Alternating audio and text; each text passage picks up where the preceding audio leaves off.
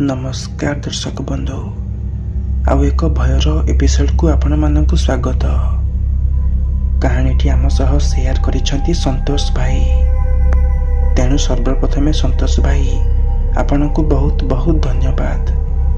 आपणकर बहुमूल्य समय बाहर करी निज जीवन में घटी जाइथिबा एक सत्य घटना आम सह शेयर करिथिबारु। तेबे चलंतु समय को आउ बेसी नष्ट करिबानी, आरंभ करिबा आजिर ही भयर एपिसोडटी।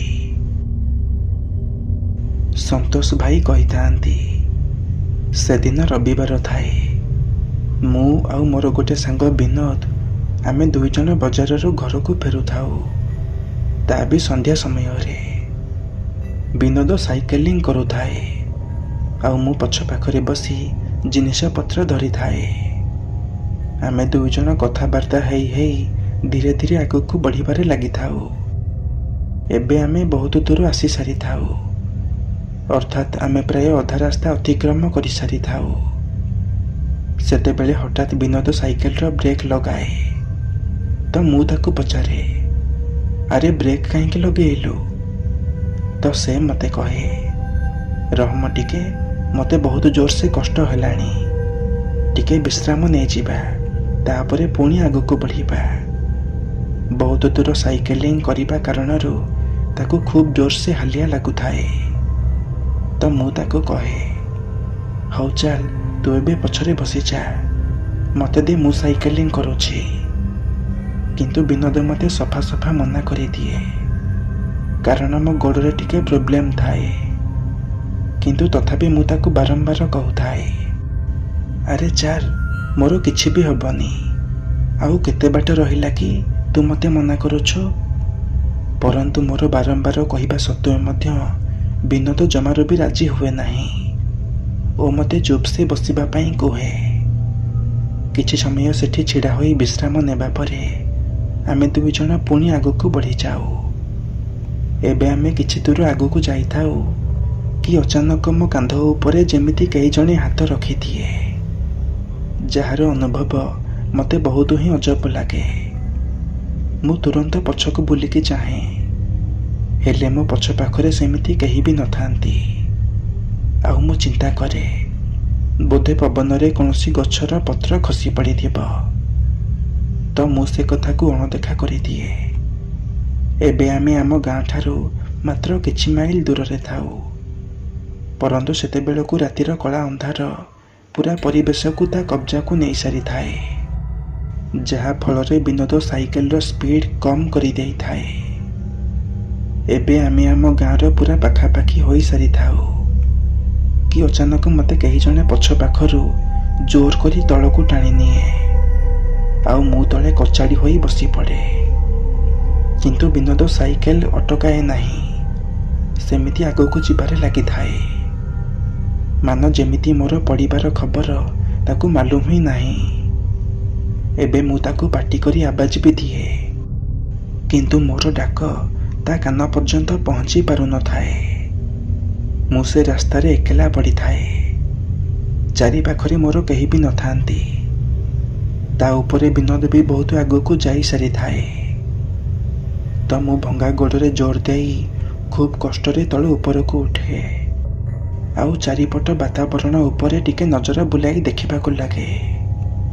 तो मो चारि पाखरे सेमिति कहीं भी न थांती, केवल सुनसान अंधार और बड़ बड़ गछलता को छाड़ी देले। एसबु देखि मु टिके भयभीत हो जाए, आउ मनरे चिंता करे कि किए भला मते एते जोर से पछ पाखरु टाणिला, आउ जदि भी कहीं टाणिला तो से गला कुआड़े, एठी तो सेमिति कहीं भी नहांती। तो मु धीरे धीरे छोटेई छोटेई आगको बढ़िबाकु लागे।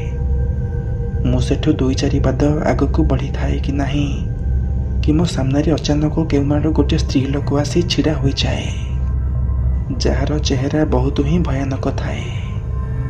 आउ ता पाटिरु दुई दुईटी बड़ बड़ मुनिया दांत बाहर को बाहरिकी रही थाए, जहा देखि मान मन हेउथाए जेमिति कहीं पिशाचुणी सामने छिड़ा होइछि। ताकू सामने छिड़ा होइथिबार देखि ମୁଁ ବହୁତ ଜୋରସେ ଡରିଯାଏ, ଯାହାଫଳରେ ମୋ ବଡ଼ିର ଟେମ୍ପରେଚର ବହୁତ ବଢ଼ିଯାଏ ଆଉ ମୋ ଦେହରୁ ଗମ ଗମ ହୋଇ ଝାଳ ବାହାରିବାକୁ ଲାଗେ। ମୁଁ ବୁଝିପାରୁନଥାଏ ମୁଁ ଏବେ କରିବି କ'ଣ, କେମିତି ଏ ପିଶାଚିନୀ କବଳରୁ ମୁଁ ମୋ ନିଜକୁ ରକ୍ଷା କରିବି। ଆଉ ଏପଟେ ବିନୋଦ ବି ଲାଗୁଛି ଘରେ ପହଞ୍ଚି ସାରିବଣି। ସେ ସ୍ତ୍ରୀ ଲୋକ ସେମିତି ମୋ ସାମ୍ନାରେ ଛିଡ଼ା ହୋଇଥାଏ ଆଉ ଏକ କଟମଟ ନଜରରେ ମୋ ଆଡ଼େ ହିଁ ଚାହିଁ ରହିଥାଏ। ମୋ ପାଖରେ ସେତେବେଳକୁ କିଛି ଅପସନ୍ ହିଁ ନଥାଏ ସେଠୁ ଖସିକି ଚାଲିଯିବାର, କାରଣ ସେ ମୋର ଠିକ୍ ସାମ୍ନାରେ ହିଁ ଛିଡ଼ା ହୋଇଥାଏ। ତ ମୁଁ କିଛି ଭାବିବା ପୂର୍ବରୁ ସେ ସ୍ତ୍ରୀ ଲୋକ ଏକ ଅଜବ ସ୍ମାଇଲ୍ ସହ ମୋ ଆଡ଼େ ହିଁ ଆସିବାରେ ଲାଗେ ଆଉ ଏକଦମ ମୋ ପାଖକୁ ଆସି ଜୋରସେ ମୋ ଗଳାକୁ ଚିପିକି ଧରେ। ମୁଁ ପୁରା ଅଣନିଶ୍ୱାସୀ ହୋଇଯାଏ ଆଉ ବିକଳରେ ଛଟପଟ ହେବାକୁ ଲାଗେ, କିନ୍ତୁ ମୁଁ ପୁରା ନିରୁପାୟ ଥାଏ ଆଉ ତା ଉପରେ ସେଠି ମୋର ସାହାଯ୍ୟ କରିବା ପାଇଁ ସେମିତି କେହି ବି ନଥାନ୍ତି। ତ ସେ ସ୍ତ୍ରୀ ଲୋକ ତା ମୁନିଆ ଦାନ୍ତରେ ମୋ ତଣ୍ଟିକୁ କଣା କରି ରକ୍ତ ଶୋଷିବାକୁ ଲାଗେ। ସେତେବେଳେ ମୁଁ ବିକଳରେ ହାତ ଗୋଡ଼ ପିଟି ଛଟପଟ ହେଉଥାଏ ଆଉ ମନେ ମନେ ଭଗବାନଙ୍କୁ ଡାକୁଥାଏ କି ହେ ଭଗବାନ ମୋତେ ରକ୍ଷା କର, ମୁଁ ବା କାହାର କ'ଣ କ୍ଷତି କରିଛି ଯାହାର ଦଣ୍ଡ ମୋତେ ତମେ ଦେଉଛ। ସେତେବେଳକୁ ମୁଁ ମୋ ଜୀବନ ଉପରୁ ଭରସା ହିଁ ଛାଡ଼ି ଦେଇଥାଏ ଆଉ ଜୀବନର ଶେଷ 2 ଟୋପା ଲୁହ ମୋ ଗାଲ ବାଟ ଦେଇ ବୋହି ଯାଉଥାଏ କି ସେତେବେଳେ ଅଚାନକ ମୋ କାନକୁ ବହୁତ ଜୋରସେ ଏକ ଆବାଜ ଶୁଣାଯାଏ, ଯେମିତି ବହୁତ ସାରା ଲୋକ ବାଡ଼ି ଠେଙ୍ଗା ଓ ନିଆଁ ଗୁଳା ଧରି ଆମ ଆଡ଼େ ହିଁ ଆସୁଛନ୍ତି। ମୁଁ ସେମିତି ଭୂମି ଉପରେ ଧରାଶୟ ହୋଇ ପଡ଼ିଥାଏ ଆଉ ସେ ସ୍ତ୍ରୀ ଲୋକ ମୋତେ ତା କବ୍ଜାରେ ବାନ୍ଧିକି ରଖିଥାଏ। କିନ୍ତୁ ଗାଁ ବାଲା ଆମ ପାଖରେ ପହଞ୍ଚିବା ପୂର୍ବରୁ ସେ ସ୍ତ୍ରୀ ଲୋକ ମୋତେ ଛାଡ଼ି କୁଆଡ଼େ ଗାୟବ ହୋଇଯାଏ ଆଉ ମୁଁ ସେଇଠି ବେହୋସ ହୋଇଯାଏ। ପରନ୍ତୁ ଯେତେବେଳେ ମୋର ଆଖି ଖୋଲେ ତ ମୁଁ ମୋ ନିଜକୁ ମୋ ଘର ଭିତରେ ପାଏ ଆଉ ମୋ ଚାରିପାଖରେ ବହୁତ ସାରା ଗହଳି ଜମିଥାଏ। ବାପା ବୋଉ ମୋ ପାଖରେ ବସି କାନ୍ଦୁଥାନ୍ତି ଆଉ ମୋ ବେକରେ ଗୋଟେ ଶକ୍ତ ପଟି ବି ବନ୍ଧା ହୋଇଥାଏ। ଲମ୍ବା ସମୟର ଚିକିତ୍ସା ପରେ ମୁଁ ଧୀରେ ଧୀରେ ସୁସ୍ଥ ହେବାକୁ ଲାଗେ, କିନ୍ତୁ ଗାଁ ବାଲା କୁହନ୍ତି କି ଏଭଳି ସ୍ତ୍ରୀ ଲୋକକୁ ସେମାନେ ଆଗରୁ କେବେ ବି ଦେଖି ନାହାନ୍ତି। ହୁଏତ ସେଦିନ ମୋ ଦୁର୍ଭାଗ୍ୟ ଥିଲା କି ଯାହାଫଳରେ ମୋ ସହ ଏମିତି ଏକ ବଡ଼ ଅଘଟଣ ଘଟିଗଲା। ହେଲେ ଦର୍ଶକ ବନ୍ଧୁ, ସତରେ ସେ ବିକଟାଳ ସ୍ତ୍ରୀ ଲୋକଟା କିଏ ଥିଲା ଆଉ ସେ ସନ୍ତୋଷ ସହ ଏପରି କାହିଁକି କଲା, ଯାହା ଏବେ ବି ଏକ ରହସ୍ୟ ହୋଇ ଗାଁ ବାଲା ତଥା ସନ୍ତୋଷ ଠାରୁ ଲୁଚିକି ରହିଛି। ତେବେ ଦର୍ଶକ ବନ୍ଧୁ, ଇଏ ତ ଥିଲା ଆଜିର କାହାଣୀ, ଯାହାକୁ ଆମ ସହ ସେୟାର କରିଥିଲେ ସନ୍ତୋଷ ଭାଇ ଆଉ ଯାହାକି ତାଙ୍କର ଏକ ଅଙ୍ଗେ ଲିଭାଇଥିବା ସତ୍ୟ ଘଟଣା।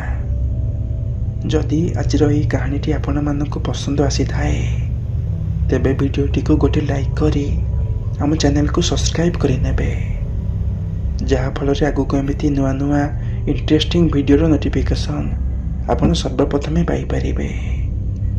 ତେବେ ଆଜି ପାଇଁ ବିଦାୟ ଦିଅନ୍ତୁ। ପୁଣି ଦେଖା ହେବ ଆଉ ଏକ ଭୟର ଏପିସୋଡ଼ରେ ଏମିତି ଆଉ ଏକ ଭୟଙ୍କର କାହାଣୀ ସହ। ଭିଡ଼ିଓକୁ ଶେଷ ପର୍ଯ୍ୟନ୍ତ ଦେଖିଥିବାରୁ ଧନ୍ୟବାଦ।